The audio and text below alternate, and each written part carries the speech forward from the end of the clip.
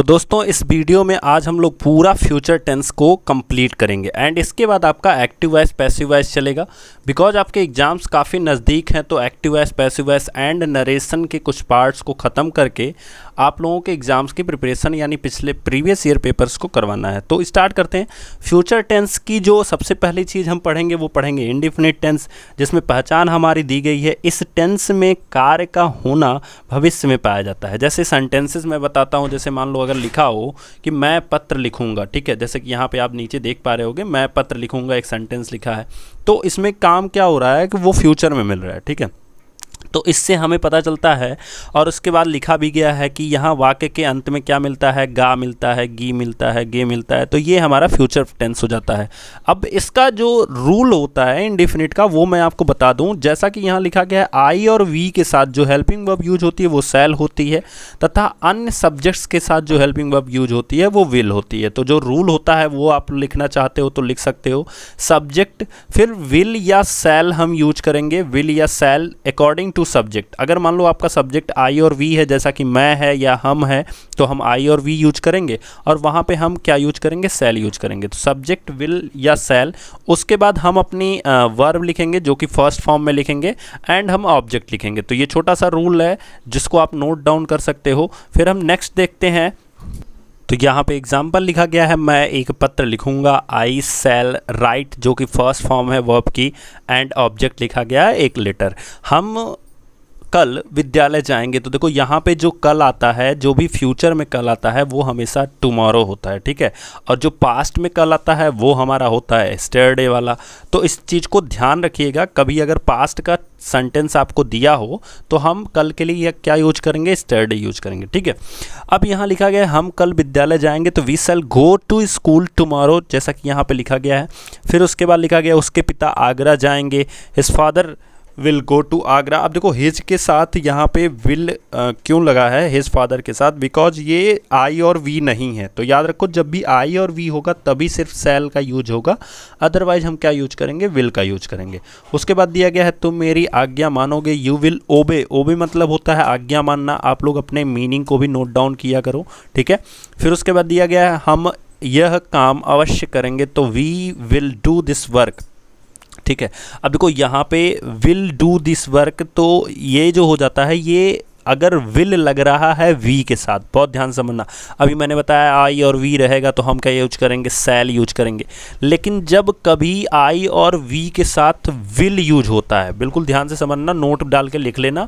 अगर आई और वी के साथ विल यूज होता है तो वो काम डेफिनेटली फोर्स करता है, यानी किसी काम को डेफिनेट करने के लिए, यानी निश्चित, जैसे लिखा गया है अवश्य करेंगे, इसके ऊपर फोर्स करता है। यानी अगर आई और वी के साथ विल यूज हो रहा है तो इसका मतलब वो काम जो है वो डेफिनेटली किया जाएगा, यानी फोर्स हो रहा है उस काम पे, ठीक है। अब उसके बाद हम देखते हैं नेगेटिव सेंटेंस। तो बस वही रूल जो था हमारा, उसमें हमें नॉट यूज कर लेना है। जैसे विल और शैल के बाद हमें क्या यूज कर लेना है, नॉट यूज कर लेना है, और बाकी सब चीज़ें पहले की तरह ही रहेंगी। तो हम यहाँ पे नॉट यूज कर लेंगे। बाकी फिर हमारा वर्ब रहेगा फर्स्ट फॉर्म में एंड हमारा ऑब्जेक्ट रहेगा, ठीक है। तो यहाँ पे जैसा कि एग्जाम्पल लिखा गया है, मैं एक पत्र नहीं लिखूंगा, तो मैंने आपको बताया विल या शैल के बाद ही हम नॉट का यूज करेंगे। फिर यहाँ पे लिखा गया है विद्यालय नहीं जाएंगे, तो फिर यहाँ पे हम नॉट का यूज विल या शैल के बाद करेंगे, नॉट का यूज विल या शैल के बाद करेंगे। जैसा कि हम, अगर आप पिछले टेंसेस को देखे होंगे तो ये सब चीज़ें अब आसान लग रही होंगी, बिल्कुल बहुत ईजिली। उसके बाद यहाँ पे लिखा गया है कि विल के बाद ही, देखो यहाँ पे नॉट यूज हुआ है, यहाँ भी विल के बाद नॉट यूज हुआ है। तो इस चीज़ को आपको ध्यान रखना है कि जब भी नेगेटिव सेंटेंस पढ़ेंगे तो वहाँ पे हम नॉट का यूज करेंगे। इंट्रोगेटिव सेंटेंस में दो कंडीशन आती है, यानी दो रूल्स आते हैं, जिसमें सबसे पहला काम ये होता है कि यदि आपका प्रश्न जो है वो वाक्य के शुरू में हो, किसमें हो, वाक्य के प्रारंभ में हो या शुरुआत में हो, ठीक है। तो उस समय हमारा जो रूल होता है वो होता है हेल्पिंग वर्ब हम सबसे पहले यूज करेंगे, यानी विल या शैल हम सबसे पहले यूज करेंगे। उसके बाद हम सब्जेक्ट का यूज करते हैं। उसके बाद हम अपना वर्ब लिखते हैं, जैसा कि आपको पता है वर्ब हम फर्स्ट फॉर्म में ही यूज करेंगे, एंड हम ऑब्जेक्ट लिखेंगे, एंड फिर हम क्या लिखेंगे, क्वेश्चन मार्क, जो कि मैंडेटरी है, जहाँ से नंबर आपके कटने के चांस बन जाते हैं। हाँ, याद रखना कि अगर इसी इंट्रोगेटिव सेंटेंस के साथ नेगेटिव या यानी कह सकते हो कि नॉट का यूज होता है तो हम वहाँ पे विल या शैल के बाद नहीं नॉट लगाएंगे, हम सब्जेक्ट के बाद नॉट लगाएंगे। यही आपको याद रखने वाली चीज़ है, ठीक है। अब अगर आपका प्रश्न जो है वो क्या हो, बीच में हो, यानी मध्य में कभी पूछा गया हो, जैसे वह मैं एक पत्र क्यों लिखूंगा, अगर इस तरह से लिखा गया हो तो सबसे पहले हम इस क्यों की इंग्लिश बनाते हैं, यानी हम सबसे पहले WH टाइप ऑफ क्वेश्चंस को लिखते हैं, उसके बाद हम हेल्पिंग वर्ब लिखेंगे, फिर हम सब्जेक्ट लिखेंगे, फिर बाकी सारी प्रोसेस इसी तरह से करते जाएंगे, ठीक है। तो ये रूल को भी आप नोट डाउन कर सकते हो। आगे कुछ एग्जाम्पल्स देखते हैं। लिखा गया है क्या मैं एक पत्र लिखूंगा, तो सबसे पहले यहाँ देखो क्वेश्चन आपका शुरुआत में है, तो सबसे पहले हम यहाँ पे हेल्पिंग वर्ब यूज करेंगे जो कि लिखा गया है शैल आई राइट लेटर, बहुत सिंपल से चीज़ों में। फिर यहाँ पे क्या जो है वो पहले आ गया तो हम सबसे पहले हेल्पिंग वर्ब यूज करेंगे। फिर यहाँ पे क्या पहले आया तो हेल्पिंग वर्ब यूज करेंगे। देखो अब यहाँ पे कोई क्वेश्चन मार्क जो है वो पहले नहीं आया, कहाँ पे आया, बीच में आया है। तो इसके लिए सबसे पहले हम इसकी इंग्लिश लिखेंगे, तो यहाँ पे क्यों की इंग्लिश वाई हो जाएगी। फिर बाकी सारी प्रोसेस जैसा कि मैंने आपको बताया कि सबसे पहले हम WH टाइप ऑफ क्वेश्चन लिखेंगे, फिर उसके बाद हम हेल्पिंग वर्ब यानी विल या शैल लिखेंगे। तो वो लिखा गया है वाई विल यू नॉट। देखो नॉट तो हमेशा इस सब्जेक्ट के बाद ही यूज होगा, इस चीज़ को याद रखना, ठीक है। नॉट ओबे मी। फिर लिखा गया है यहाँ देखो क्या पहले आया है तो सबसे पहले हेल्पिंग वर्ब यूज होगा, और यहाँ पे देखो कब पूछा गया है तो व्हेन का पहले हम इंग्लिश लिखेंगे, उसके बाद बाकी सारी प्रोसेस पिछले की तरह ही करेंगे, ठीक है। कुछ कंपैरिजन करके आप पढ़ोगे तो आपको ईजी वाले वे में समझ में आ जाएगा। फिर हम नेक्स्ट पढ़ते हैं फ्यूचर कंटिन्यूअस टेंस। तो जिस तरह से इंडेफिनिट में विल यूज होता था उसी तरह से फ्यूचर कंटिन्यूअस में विल बी यूज होगा। याद रखना कंटिन्यूअस में क्या यूज होगा, विल बी यूज होगा और शैल भी यूज होगा। यानी हम विल और शैल तो यूज करेंगे ही, साथ में दोनों के साथ हम बी का भी यूज करेंगे, जैसा कि लिखा गया आई और वी के साथ शैल भी, तथा अन्य कर्ताओं के साथ क्या लगाएंगे, विल भी। और जब भी कंटिन्यूअस होता है दोस्तों तो आपको पता है क्रिया का कौन सा फॉर्म लगता है, ING फॉर्म। अब अगर इसका हम रूल बनाए तो हमारे पास रूल क्या निकल के आएगा, वो निकल के आएगा सब्जेक्ट, हेल्पिंग वर्ब तो आएगा ही, साथ में बी लगेगा, उसके बाद वर्ब फर्स्ट फॉर्म में रहेगी लेकिन वो ING फॉर्म में लिखी जाएगी, और प्लस हमारा क्या होगा, ऑब्जेक्ट होगा। तो इस तरह से हमारा ये रूल निकल के आएगा जो कि इससे में दिया गया है। अब यहाँ पे लिखा गया है मैं अपना पाठ याद कर रहा हूँगा, मतलब अब देखो सबसे पहले हम आई यूज करेंगे, और जब यहाँ पे अवश्य लिख जाए ना तो विल यूज करना, अगर नहीं लिखा है अवश्य या फोर्स नहीं किया जा रहा है तो शैल ही यूज होगा। तो I shall be learning my lesson, I के लिए हम अपने के लिए क्या लगाएंगे, माई का यूज करेंगे। इसी तरह से लिखा गया है वह एक पत्र लिख रही होगी, इसका मतलब क्या हो गया, she will be writing a letter. देखो हर जगह वर्ब के साथ ING का यूज हो रहा है। उसके बाद तुम एक गीत गा रहे होगे तो you will be singing a song, वह दूध पी रही होगी, सी विल बी ड्रिंकिंग मिल्क। फिर उसके बाद लिखा गया वे कमरे में सो रहे होंगे, they will be sleeping in the room. तो इस तरह से हमारा फ्यूचर कंटिन्यूअस टेंस का इंडेफिनिट बनता है। अब देखो दोस्तों अगर नॉट का यूज होगा तो ये यहीं पे होगा, हेल्पिंग वर्ब और बी के बीच में हम नॉट का यूज करेंगे, ठीक है। यानी will not be, shall not be, इस तरह से हम यूज करेंगे। आगे देखते हैं हम नॉट का। तो अगर हम रूल बनाएंगे दोस्तों तो हमारे पास रूल क्या निकल के आएगा, नॉट का सब्जेक्ट आएगा प्लस हेल्पिंग वर्ब जिसमें विल और शैल आएगा, उसके बाद हमारा क्या आएगा, नॉट आएगा जो मोस्ट इंपॉर्टेंट है। उसके बाद हम बी यूज करेंगे, फिर साथ में हम वर्ब की जो ING फॉर्म है उसको यूज करेंगे, एंड हम ऑब्जेक्ट यूज करेंगे, एंड फुल स्टॉप। तो ये हमारा रूल निकल के आएगा। कुछ एग्जाम्पल्स को देखते हैं हम लोग। तो लिखा गया है मैं अपना पाठ याद नहीं कर रहा हूँगा। तो देखो याद समझना, मैंने आपको बताया शैल और बी के बीच में नॉट का यूज होगा, यही इंपॉर्टेंट चीज़ है जो आपको याद रखना है। यहाँ भी देखो विल और बी के बीच में नॉट का यूज होगा। ये सब एग्जाम्पल हमने पिछले अभी थोड़ी देर पहले पढ़ा है, तो इसमें अब हमें नॉट देखना है कहाँ लग रहा है। तो नॉट हमारा कहाँ लग रहा है, बिल्कुल बीचों बीच, यानी जहाँ पे विल और बी है उसके बीच में नॉट का यूज हुआ है। तो ये चीज़ें हमें ध्यान रखनी है। अगर इंट्रोगेटिव सेंटेंस बनेगा दोस्तों तो उसमें भी दो रूल आएंगे। एक तो जो हमारा क्वेश्चन शुरू में होगा तो हम सबसे पहले हेल्पिंग वर्ब यूज करेंगे, ध्यान रखना हेल्पिंग वर्ब यूज करेंगे, फिर उसके बाद हम सब्जेक्ट लगाएंगे एंड उसके बाद बी लिखेंगे, यही आपको याद रखना है, ठीक है। Helping verb plus subject plus be लिखेंगे। उसके बाद सबसे बड़ी चीज़ क्या है कि हमारा जो वर्ब होगा, ठीक है, हमारी जो वर्ब होगी वो किस में होगी, ING फॉर्म में होगी, और हम ऑब्जेक्ट यूज करेंगे, एंड क्वेश्चन मार्क मैंडेटरी है यूज करना। और अगर हमारा क्वेश्चन बीच में हो रहा है, यानी क्यों, क्या, क्यों, कब, कैसे, इस तरह से यूज हो रहा है, तो वहाँ पे हम सबसे पहले WH यानी क्वेश्चन वर्ड को लिखेंगे। उसके बाद हम बाकी सारी प्रोसेस इसी तरह से बिल्कुल करते जाएंगे, बिल्कुल सेम टू सेम, ठीक है। हाँ, अगर इसमें कहीं नॉट का यूज हो रहा है तो उसे हम सब्जेक्ट के बाद यूज करेंगे, सब्जेक्ट के बाद यूज करेंगे, जैसा कि हम बार बार करते आए हैं। जब भी हम इंट्रोगेटिव सेंटेंस पढ़ते थे तो वहाँ पे हम सब्जेक्ट के बाद ही नॉट का यूज करते थे, तो ये आपको ध्यान रखने वाली चीज़ है, ठीक है। तो एग्जाम्पल्स देखते हैं। सबसे पहले हम नॉट वाला ही एग्जाम्पल देखते हैं। तो जो लास्ट वाला एग्जाम्पल हमारा लिखा गया है 5वां नंबर, वो लिखा गया है वे कमरे में क्यों नहीं सो रहे होंगे। तो सबसे पहले हम क्यों की स्पेलिंग लिखेंगे तो वाई हो जाएगा। उसके बाद हम दे आया है हमारा सब्जेक्ट, तो विल हम यूज किए हैं तो वाई विल दे। उसके बाद देखो नॉट कहाँ यूज हुआ है, आफ्टर सब्जेक्ट, सब्जेक्ट के बाद यूज हुआ है, ठीक है, और बी के पहले यूज होगा। हमेशा याद रखो कि जब भी फ्यूचर टेंस में नॉट यूज होगा तो वो बी के पहले यूज होगा, ये याद रखना, ठीक है। उसके बाद हमारी वर्ब जो है वो आईएनजी फॉर्म में है एंड हमारा ऑब्जेक्ट। और देखो ध्यान में रखना कि हमेशा ये क्वेश्चन मार्क यूज किया गया है, तो आप लोग कभी ये गलती मत करना कि क्वेश्चन मार्क छोड़ के आना, नंबर कट जाते हैं, ठीक है। अब हम पढ़ते हैं फ्यूचर परफेक्ट टेंस, किस तरह से फ्यूचर परफेक्ट टेंस में क्या होती है पहचान और उसमें हम हेल्पिंग वर्ब क्या क्या यूज करते हैं, ठीक है। तो जैसा कि आप लोग देख पा रहे हो फ्यूचर परफेक्ट टेंस की जो पहचान लिखी गई है, इस टेंस में हमें क्या मिलेगा, चुकेगा, चुकेगी, चुकेंगे। जैसे हम खा चुके होंगे इस तरह से मिलेगा, ठीक है, या हम खा चुकेंगे या वो जा चुकेगा, ठीक है, तो इस तरह से मिलेगा। उसके बाद इस टेंस में कार्य जो है भविष्य में दिए गए समय पर समाप्त होता है, मतलब जो हम ये चीज़ें ये बताएंगे कि फ्यूचर में ही वो परफेक्ट रूप से फिनिश होगा, इस तरह से यहाँ पे बताया जाता है। इस टेंस में भविष्य में होने वाले दो कार्यों का भी वर्णन होता है, जैसे कि जैसे होता है ना, जैसे हमने पास्ट टेंस में पढ़ा था कि उसके आने के पहले वो जा चुका होगा, तो इस तरह के सेंटेंस भी मिलेंगे। जैसा हमने पास्ट में पढ़ा था डॉक्टर के आने के पहले मरीज मर चुका था, तो इस तरह से यहाँ भी दो कार्यों का वर्णन होता है। अब ध्यान रखना कि अफर्मेटिव सेंटेंस में आई और वी के साथ शैल हैव का यूज होता है और अन्य कर्ताओं के साथ हम क्या यूज करते हैं, विल है। मैं बार बार बता रहा हूँ, आप अगर आई और वी के साथ कभी भी विल का यूज देखोगे तो ये समझ लो कि सेंटेंस में फोर्स करा गया है, यानी बल डाला गया है, ठीक है, किसी भी काम को करने के ऊपर बल डाला गया है, ठीक है।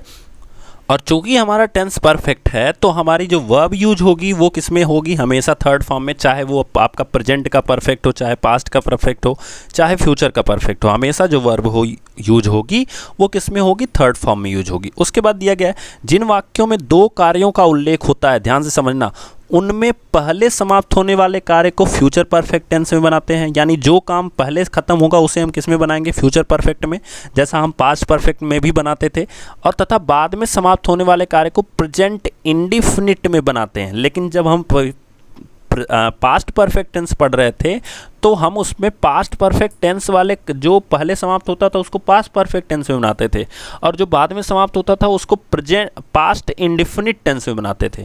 यहाँ याद रखने वाली बात क्या है कि जो पहले समाप्त होगा उसको परफेक्ट में बनाएंगे, फ्यूचर परफेक्ट में, लेकिन जो बाद में समाप्त होगा उसे प्रेजेंट इंडिफिनिट में। अब प्रेजेंट इंडिफिनिट में जब आप बनाओगे तो उसमें आपको पता है कि वर्ब के साथ हम यस या ईएस का यूज करते हैं, तो ये ध्यान नहीं देने की बात है। अब हम यहाँ पे कुछ एग्जांपल्स देखते हैं, जैसा लिखा गया है, ठीक है, वह शाम तक पुस्तक पढ़ चुकेगा, तो ही विल हैव रीड। देखो रीड का जो थर्ड फॉर्म होता है वो भी रीड होता है, बस पढ़ने में अलग होता है। रीड रेड रीड पढ़ा जाता है, लिखने में बिल्कुल सेम होते हैं तीनों के तीनों। तो we will have read the book by evening, ठीक है। उसके बाद दिया गया है तुम्हारे आने से पहले वह घर जा चुकेगा, तो देखो काम सबसे पहले कौन सा खत्म होगा, वह घर जा चुकेगा, यानी इसको हम परफेक्ट में बनाएंगे तो he will have gone home, ये हो गया। देखो ये परफेक्ट में कैसे है, विल हैव लगा है, वह घर जा चुका होगा, सबसे पहले ये होगा। बिफोर यू कम, अब देखो यू के साथ हम कम लगाए हैं, लेकिन अगर ही होता तो कम्स लिखना होता, बिकॉज हमें क्या लिखना है, इंडिफिनिट टेंस में लिखना है, ध्यान रखना इस चीज़ को। फिर लिखा गया है मैं 7 बजे तक अपने स्कूल पहुंच चुका होऊंगा, तो I will have reached my school by 7 o'clock।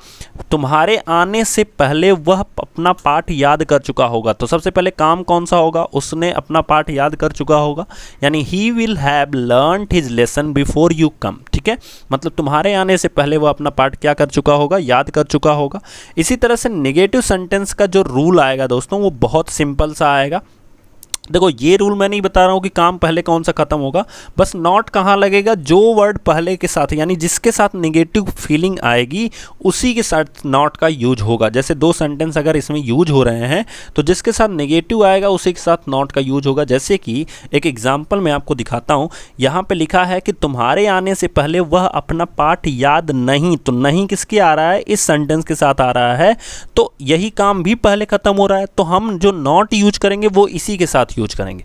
अगर नॉट इसके साथ लिखा होता तो हम प्रेजेंट इंडेफिनिट को जब बनाते तो उस समय हम उसके साथ यूज कर लेते। ठीक है, अब देखो ध्यान से, तुम्हारे आने से पहले वह अपना पाठ याद नहीं कर चुका होगा, तो सबसे पहले हम बनाएंगे he will not have learned his lesson before you come. He will not have, not कहाँ यूज हो रहा है, फ्यूचर परफेक्ट टेंस में यूज हो रहा है, इस चीज़ को ध्यान रखिएगा। Learn his lesson before you come. इसी तरह से हमारा ऊपर वाला एग्जाम्पल दिया गया है, मैं 7 बजे तक अपने स्कूल नहीं पहुंच चुकूंगा, तो यहाँ पे क्या लिखा गया, I shall not have reached my school by 7 o'clock। इसके पहले दो एग्जाम्पल्स जो दिए गए हैं उनको भी आप ध्यान से देख सकते हो। अब इंट्रोगेटिव सेंटेंस का रूल आपको पता ही है कि अगर हमारा क्वेश्चन जो है वो क्या से शुरू होता है तो सबसे पहले हम हेल्पिंग वर्ब यूज करते हैं, और अगर हमारा क्वेश्चन जो है वो बीच में आता है तो सबसे पहले हम उसका वर्ड लिखते हैं। तो लिखा गया है, क्या वह शाम तक पुस्तक पढ़ चुकेगा, तो will he have read, have हमेशा लगेगा, याद रखो इस चीज़ को, बस पास्ट टेंस में हैड का यूज होता है और प्रेजेंट में क्या यूज होता है, हैज़ और हैव दोनों यूज होता है, लेकिन फ्यूचर में सिर्फ और सिर्फ हैव यूज होता है, इस चीज़ को याद रखना है। ठीक है, अब यहाँ पे लिखा गया है क्या वह शाम तक, तो will he have read the book by evening. फिर उसके बाद लिखा गया क्या तुम्हारे आने से पहले वह घर जा चुकेगा। तो देखो क्वेश्चन किसके साथ उठ रहा है, सबसे बड़ी चीज़ क्या है कि काम हमारा कौन सा पहले खत्म हो रहा है, वह घर जा चुकेगा। तो क्वेश्चन एक्चुअली में बनता है क्या वह घर जा चुकेगा तुम्हारे आने से पहले, इस तरह से। तो इसीलिए हम क्या वह घर जा चुकेगा साथ ही हम क्या वाली स्पेलिंग या कह सकते हो क्या वाला रूल अप्लाई करेंगे, जैसा कि लिखा गया है विल ही, तो वह घर जा चुकेगा, यहाँ लिखा गया है will he have gone home, तो जो क्या है वो इस सेंटेंस के साथ जोड़ के यूज हुआ है। ठीक है, will he have gone home before you come. फिर लिखा गया है क्या मैं 7 बजे तक अपने स्कूल नहीं पहुंच चुकूंगा, shall I not have reached my school by 7 o'clock। फिर लिखा गया है तुम्हारे आने से पहले वह अपना पाठ क्यों नहीं याद कर चुकेगा, तो सबसे पहले हम क्यों की स्पेलिंग लिखेंगे, तो वाई हो गया, why will he not have learned his lesson before you came. ठीक है, फिर लिखा गया प्रधानाचार्य के आने से पहले कौन इस कार्य को कर चुकेगा, तो देखो हु के लिए लिखा गया है who will have done this work. अच्छा एक चीज़ याद रखना, जब भी आपका काम हु के साथ यूज होता है या जब भी आपका वर्ब जो है सेंटेंस जो है उसमें हु वाली चीज़ें आती हैं तो हु एज ए सब्जेक्ट भी यूज होता है, याद रखना।